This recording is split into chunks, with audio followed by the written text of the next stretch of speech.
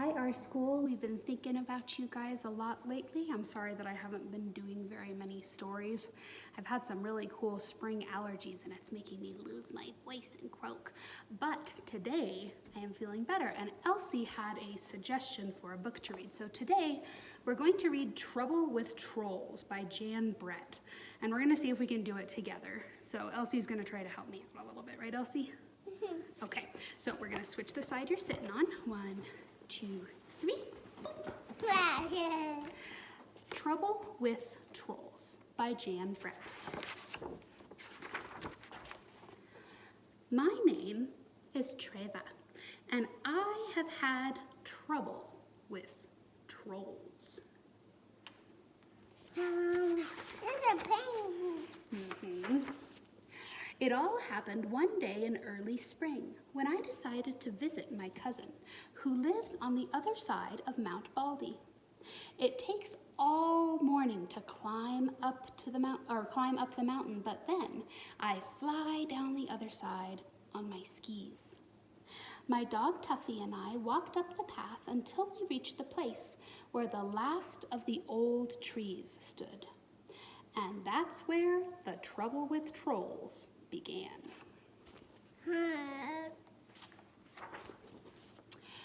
As we walked through the trees, something scuttled by. Tuffy ran after it. I heard a yelp, and there was Tuffy, caught tight in the arms of a troll. I was certain that's what he was, with his long furry tail, big ears, and one gold earring. The troll squealed and growled, "I want dog." Dog doesn't look too happy about that, does he? No. That's not. He waggled his ears back and forth at me. Then I had an idea. Maybe I could trick this greedy troll. Go ahead, take the dog. I've got my beautiful mittens, and I reached up and warmed my ears as if I couldn't do without my mittens. The troll's eyes darted back and forth from Tuffy to my mittens, but it was too much. He had to have them. He dropped Tuffy, grabbed my mittens, and ran off. I was so pleased about tricking the troll that I didn't notice that Tuffy was missing again until I came face to face with the second troll. This one was rocking with glee, his long nose buried in Tuffy's soft fur. "I got dog," he boasted. I shrugged. "You can have the dog," I said. Sorry, guys. "Oh, you can have the dog," I said. "Just don't take my favorite pom-pom hat." And I fluffed it up and dusted my nose with it. The troll's eyes lit up. He snatched the hat and scurried away as fast as he could go. Look, he's wearing it on his nose. Isn't that silly? Yeah. What a morning.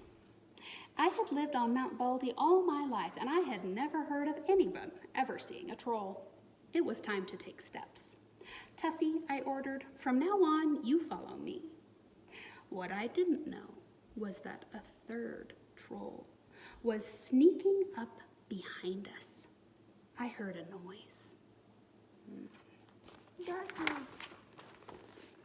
Whoop! This troll had grabbed Tuffy by the tail and was pointing to a big iron pot. "Pull, pull," she cried. I slipped off my sweater when she wasn't looking. "Phew," I said, "that leaves my special puller." I put a rock down the neck of my sweater and pulled it by the arms to show how it worked. Trolls are dim, but this one was smart enough to see that this sweater was just the thing to drag her pot. She scampered away with it, and Tuffy and I listened to the bong, bong, bong of the pot bouncing down the mountain. Oh, who's Matt? The possum. Oh, yep, do you see the hedgehog? There, if you look, there's a hedgehog hiding in the corner of each of the pages here. Jan Brett, this author, loves hedgehogs, and sometimes she'll hide them in her books. So you can see if you can find them too. Now we could see the top of Mount Baldy. What a relief. What we didn't know was that we were walking toward double trouble. Yep, there's that hedgehog. Look, he woke up. As Tuffy and I squeezed between two boulders, twin trolls jumped out. Ha ha, they bellowed together and pounced on Tuffy. That means they jumped on top of him. This time I was ready. I saw their pointy heads and knew just what to do. Off came my boots. I dangled them in the air. Imagine wanting a dog and ignoring these. Instantly, the twin trolls dropped Tuffy and leaped for my boots. Why? Where's that dog? That's her dog, Tuffy.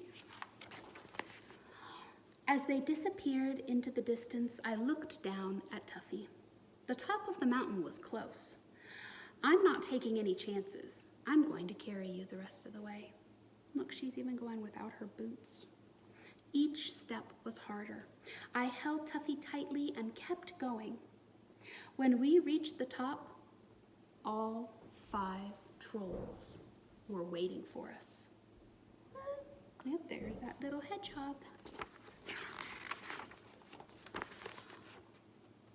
Oh, I skipped a page. Aha. We want dog, they bellowed and ran toward us. In the scuffle, they got Tuffy away from me. I closed my eyes to keep back the tears. Then I knew what to do. I reached around and unbuckled my skis. I held them so the sun would sparkle on their shiny paint. I waved them through, I shook them so the trolls could hear their tiny bells.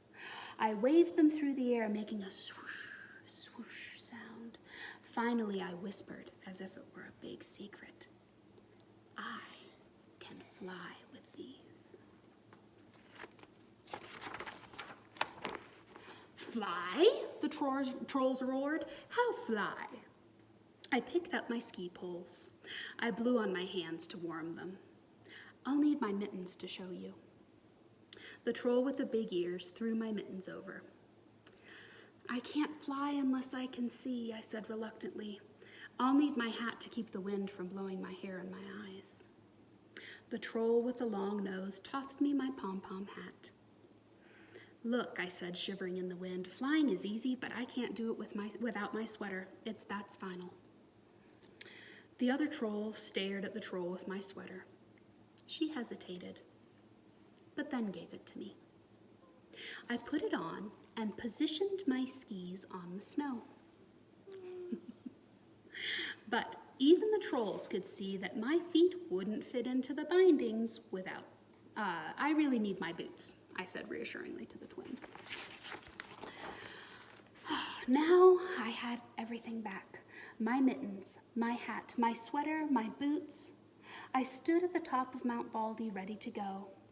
I held a piece of yarn high in the air to test the wind for flying. It was too much for those greedy trolls. Fly, fly, fly, they clamored.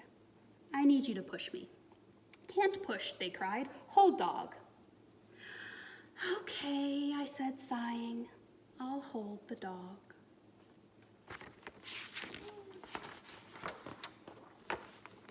The trolls gave me one giant push. Fly, fly, they shouted at me. As we flew down the mountain, I could hear the trolls' cries change to wails of dog, dog, dog. And as I looked back, all I could see was a pile of trolls shoving and pushing each other furiously around in the snow, arms flying, heads bumping. It's bumping. Tuffy and I made it safely down the mountain, and the trolls have never been seen again. But if you travel over the top of Mount Baldy in the spring, you can see the white cotton grass waving wildly in the wind. Who has turtle It's all that's left from the day I had trouble with trolls. Would you like me to read about Jan Brett? The picture that Elsie's pointing to is a picture of the author, and that means it's the person who wrote the book. And Jan Brett is not just an author, she illustrates her books as well, so that means she draws the picture and makes the story. So it says, Jan Brett and friend. What kind of friend does she have? Hedgehog. A hedgehog, that's right. Jan Brett had lots of pets when she was growing up. Her family raised guinea pigs, rabbits, a donkey, a horse, cats, and dogs. Jan even had a pet chicken that rode around on her shoulder. These animals, along with those seen outside the mountain cabin where Jan spends her summer, often appear in the books that she creates. Jan adores the snow. As a child growing up in New England, she was accustomed to snowy scenes. I want to read that game. These memories are often the inspiration for the wintry landscapes in many of her picture books. Jan also gathers inspiration from traditional costumes and architectural types of many foreign countries that she visits. The pictures in Trouble with Trolls were inspired by her visit to the Scandinavian country of Norway. Jan lives in Norwell, Massachusetts with her husband and her daughter and her hedgehog. So I hope you guys enjoyed that story. Now that my allergies aren't so bad, I'm hoping that I'll be back up on reading more frequently. So hopefully I will be seeing you soon. And until then, have a wonderful day. Mwah. Bye, guys.